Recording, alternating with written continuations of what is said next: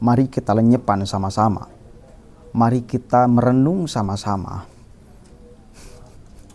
Sehatkan pikiran dan hati nurani. Bukankah pemimpin yang seperti ini yang kita bayangkan, yang kita harap-harapkan? Bahar Smith, ente yang merasa paling punya pemegang kunci kebenaran, selain pemahaman ente di dalam beragama seolah salah semua, ente lah pemegang kunci kebenaran, dan kawan-kawan ente yang selalu menyerang Kang Deddy Mulyadi sanggeunahna lewat isu syara, dengekeun ya kumaneh, ku arente dengekeun, kupingkeun. Dan masyarakat, mari kita berpikir sehat, khususnya Jawa Barat dan yang lainnya, karena nilai ini bagi saya mesti dipegang oleh seluruh pemimpin di republik ini. Coba dengarkan sama-sama nih. Politisi kalau di Jakarta itu makan di hotel minimal 1 orang 1 juta, 5 orang 5 juta. Kalau makan daging Jepang itu 2 juta 1 orang. Kalau makan daging Jepang yang lebih mahal lagi 1 orang 5 juta, bahkan sampai 10 juta 1 kali makan.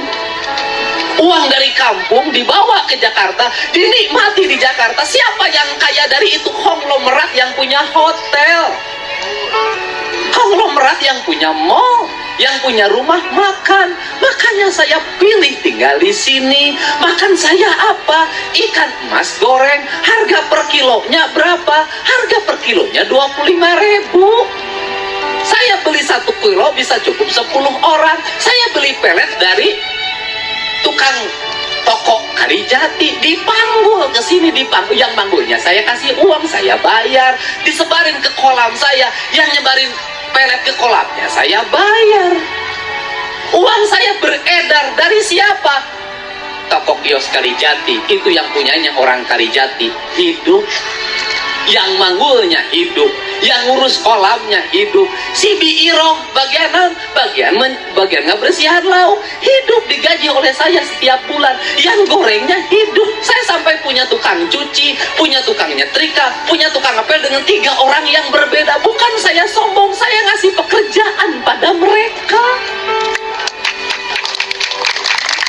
Itu uang saya. Kalau saya mau hidup senang, tinggal di Jakarta, cicing di apartemen, tiap hari saya bisa makan enak, hidup sendiri, cukup 50 juta sebulan. Tapi saya tidak bisa menghidupi orang desa. Orang desa kuliahnya saya tingkatkan. Silahkan cek, saya gaji yang mangkul 150.000, beda dengan yang lain. Bukan saya sok kaya, bukan. Saya ingin uang saya dinikmati oleh orang-orang desa.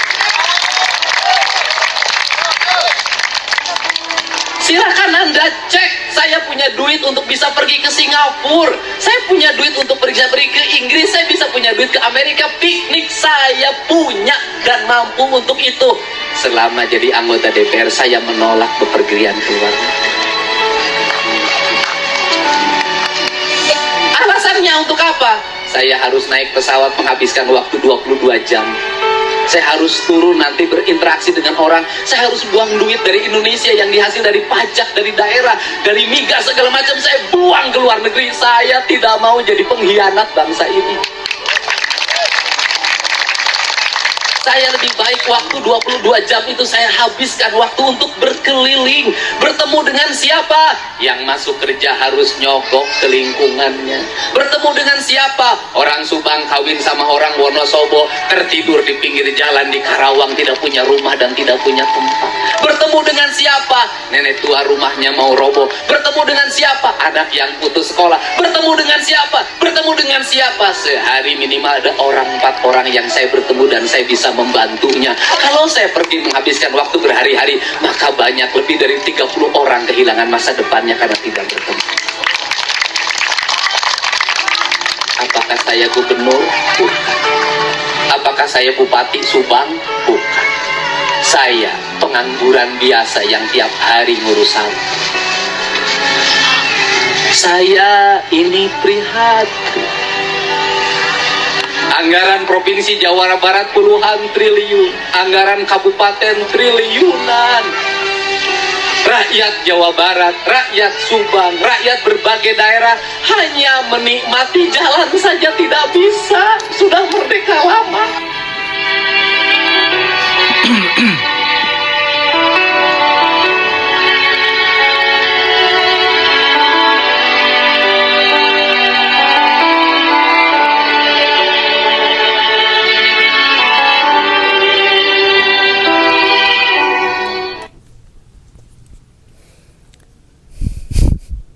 Bisa tuh ente ngalenyepan ucapan Kang Deddy Mulyadi.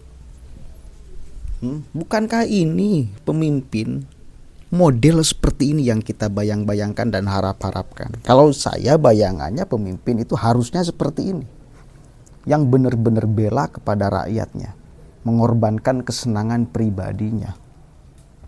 Dan kalau saya lihat memang aktivitas Kang Deddy ini udah merupakan kesenangan bagi pribadinya. Ini jarang orang yang senang bertemu dengan rakyat, seorang pemimpin yang levelnya udah sangat tinggi. Udah sangat tinggi Pak Deddy Mulyadi. Tapi kesenangannya bertemu dengan warga. Membantu lagi, bukan hanya bertemu, memberikan solusi konkret. Satu kali lagi, memberikan solusi konkret. Bukan gaya elitis. Ya. Yang hobinya di atas, tidak mendengarkan keluh kesah masyarakat di bawah. Bukankah itu yang kita kemudian harap-harapkan dan bayang-bayangkan seorang pemimpin? Dan bukankah seperti itu nilai-nilai Islam itu benar-benar sudah dipraktekkan secara jelas dan nyata oleh Kang Deddy Mulyadi? Kan ini udah praktek luar biasa nilai-nilai implementasi keislaman.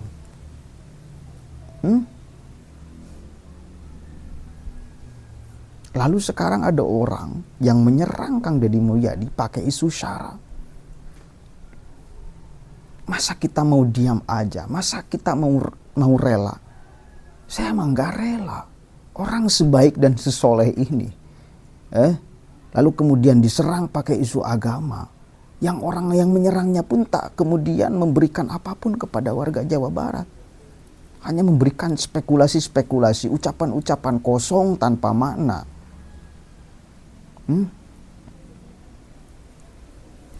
Kalau kita mau perbanding-bandingkan dari 4 calon gubernur Jawa Barat, ya, sekarang dari keempat itu yang diserang siapa?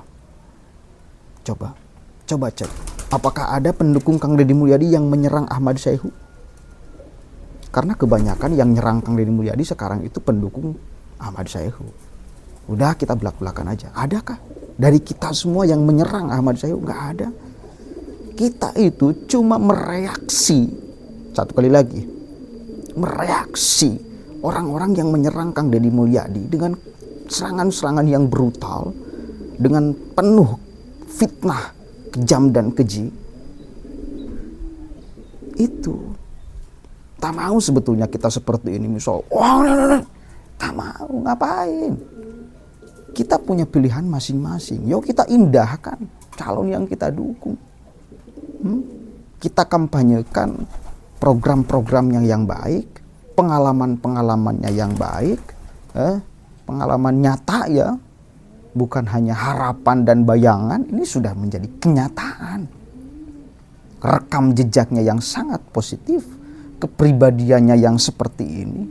Pertanyaan kita, kenapa kalian-kalian ini menyerang Kang Deddy Mulyadi? Sosoknya loh, beliau calonnya loh. Keributan sekarang di media sosial itu kan reaksi dari orang yang kemudian menyerang secara brutal, bahkan setingkat namanya ustadz.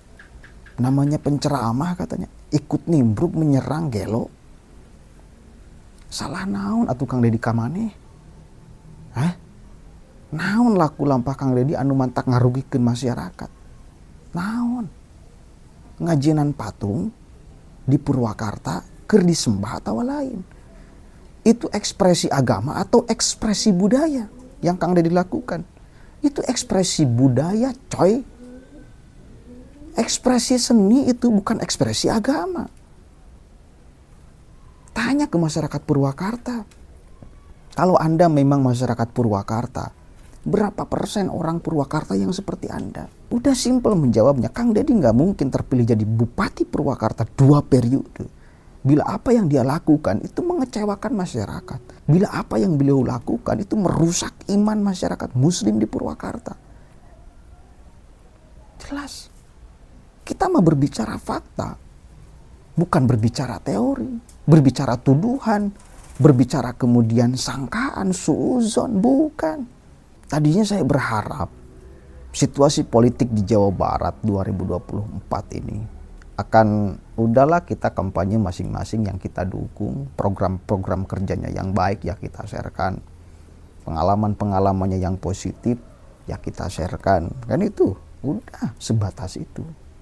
Tiba-tiba ada kelompok itu muncul, nyerang habis-habisan pakai isu SARA, lah maka kita turun, nggak mau kita masyarakat Jawa Barat dibodoh-bodohi oleh kalian. Apapun label kalian, kalian sedang membodohi masyarakat, mengkerdilkan pikiran masyarakat. Satu kali lagi saya katakan, apapun label kalian. Coba cek sekarang di media sosial, banyak masyarakat yang berteriak melawan seluruh argumen busuk kalian. Apa yang terjadi? Kan benturan sesama warga Jawa Barat. Kalau Anda akan memilih Syaihu, ya silakan kampanyekan Syaihu sebagus dan sebaik mungkin yang bisa dikampanyekan. Rekam jejaknya, sebarkan apa yang pernah beliau lakukan untuk warga Jawa Barat. Kan itu kita pengen per-peran tadinya, wis lah.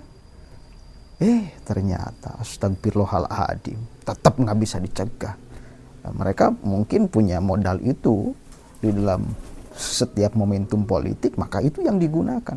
Sayangnya modal yang mereka gunakan itu memecah masyarakat Jawa Barat. Dan itu yang kemudian kita tidak harap-harapkan, serta kita harus cegah sama-sama. Bila perlu kita lawan narasi sampah model begituan tuh. Karena efeknya masyarakat di bawah yang kena, Pak. Masyarakat di bawah ini yang kena. Nah, maka kita punya kewajiban yang paham persoalan ini untuk bersuara. Dan alhamdulillah sekarang udah banyak yang bersuara. Begitu ya, mudah-mudahan ada manfaatnya. Assalamualaikum warahmatullahi wabarakatuh.